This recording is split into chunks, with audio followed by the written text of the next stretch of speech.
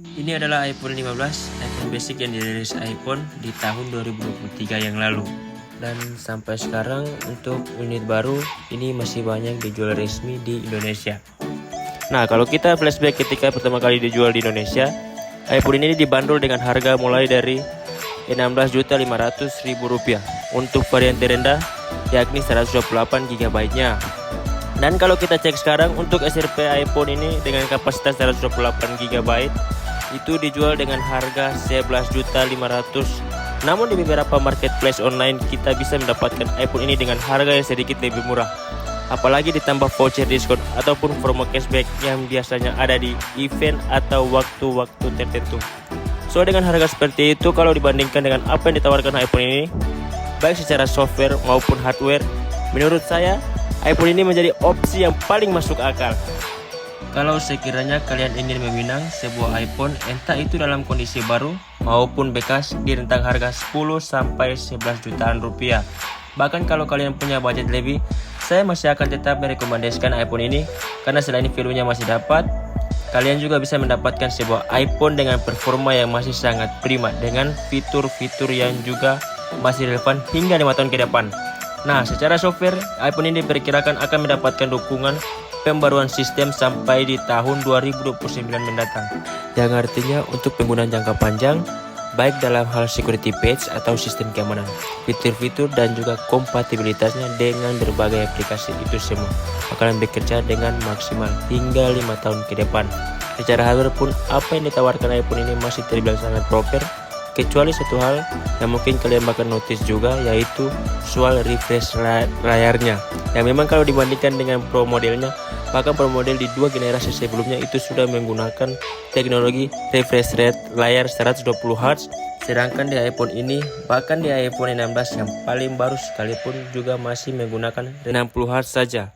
Memang bagi sebagian orang hal ini mungkin dianggap sebuah kekurangan dan hal itu wajar. Tapi dari pengamatan saya selama ini masih banyak juga yang menganggap hal ini bukan suatu deal breaker karena ketika kita sudah terbiasa menggunakan iPhone ini, saya yakin sebagian besar pengguna tidak akan notice dan mempermasalahkan kecepatan laju penyegaran layar di iPhone ini.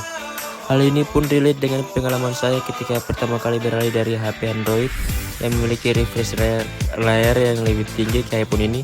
Memang di awal-awal pemakaian rasanya kurang smooth, tapi berselang 1-2 hari saja saya mulai terbiasa dan sama sekali tidak mempermasalahkan iPhone ini dengan refresh rate layarnya yang terbatas di 60Hz saja. Untuk desainnya sendiri secara form factor pada dasarnya iPhone ini masih sama dengan seri iPhone basic sebelumnya. Namun dalam hal finishing bodinya menurut saya lebih oke dan berasa lebih nyaman di iPhone 15 ini. Begitupun juga dengan pilihan warna yang ditawarkan, di sini terlihat lebih menarik selain karena warnanya yang soft atau tidak terlalu menonjol. Finishingnya juga dibuat ngedoff, so feel genggamnya berasa lebih nyaman dan plusnya lagi, bekas sidik jari nggak bakalan mudah menempel di bodi belakang iPhone ini. Bagian depannya pun iPhone ini sudah sangat kekinian dengan adanya pulau dinamis atau dynamic island, yang dimana kalau kita lihat seri iPhone yang basic paling baru sekalipun juga masih menggunakan konsep notch interaktif seperti ini. So untuk desain dan termasuk juga untuk build quality iPhone ini, sekali lagi menurut saya bisa menjadi salah satu poin pertimbangan untuk membeli iPhone 15 ini. Nah, di bagian kamera saya yakin hal ini juga menjadi salah satu daya tarik paling kuat di iPhone ini, karena memang secara kualitas terbukti sudah sangat bagus. Dari awal rilis sampai sekarang banyak viewers yang mengakui bahkan memuji kualitas kamera iPhone ini, terutama untuk hasil perekaman videonya. iPhone ini bisa merekam hingga maksimal resolusi 4K hingga 60 fps, bisa berjalan di semua kamera, baik itu di kamera utama, ultrawide maupun di kamera depannya. Dan berikut beberapa sampel perekaman video yang saya ambil menggunakan iPhone 15 ini. Untuk kebutuhan foto-foto pun hasil jepretan iPhone ini juga sudah termasuk sangat bagus karena warna dan kontras foto yang dihasilkan secara umum terlihat cukup mirip dengan kondisi aslinya. Dalam artian foto-foto yang dihasilkan terkesan begitu natural. Akurasi warnanya yang tergolong oke dan dynamic range-nya juga terlihat cukup luas. Ditambah lagi ketajaman fotonya yang sudah cukup proper karena resolusi kameranya sudah meningkat dari 12 megapiksel di iPhone 15 sebelumnya menjadi 48 megapiksel di iPhone 15 ini. Dalam hal performa, entah itu untuk pengguna ringan maupun untuk pengguna berat, penggunaan yang diberikan iPhone ini terasa masih sangat powerful. iPhone ini sendiri dibekali chipset A16 Bionic, chipset yang memiliki performa yang masih sangat oke di tahun ini, dan saya cukup yakin performa mesin iPhone ini masih kuat minimal hingga 5 tahun ke depan.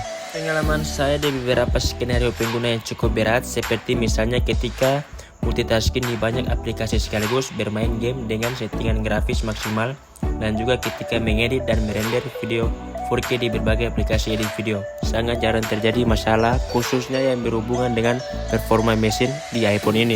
Kalau untuk kebutuhan berat seperti tadi, semua bisa berjalan dengan lancar di iPhone ini. So untuk penggunaan yang lebih ringan seperti scrolling di berbagai aplikasi, di media sosial, streaming, chatting, dan lain sebagainya, ya tentu saja iPhone ini sudah tidak perlu diragukan lagi. Hal lain yang saya notice dan ini membuat saya cukup impress, yaitu soal ketahanan baterainya. Ya memang untuk kapasitasnya hanya di 3349 mAh hanya saja, tapi karena optimalisasi sistem operasinya ditambah lagi manajemen efisiensi penggunaan daya dari chipsetnya, ini membuat konsumsi daya baterai iPhone ini cukup minim.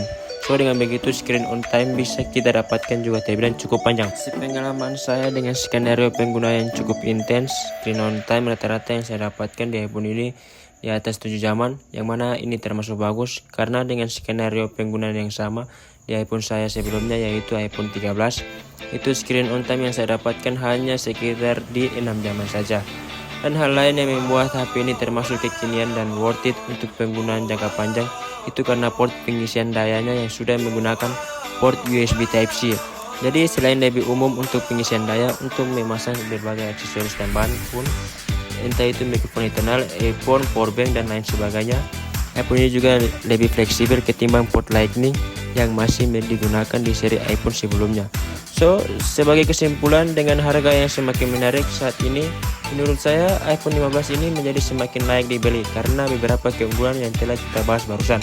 Atau lebih ringkasnya, kalian bisa simak beberapa poin pertimbangan berikut ini. Dan ya, paling segitu saja video ini. Kalau dirasa berguna, jangan lupa like, komen, dan subscribe juga.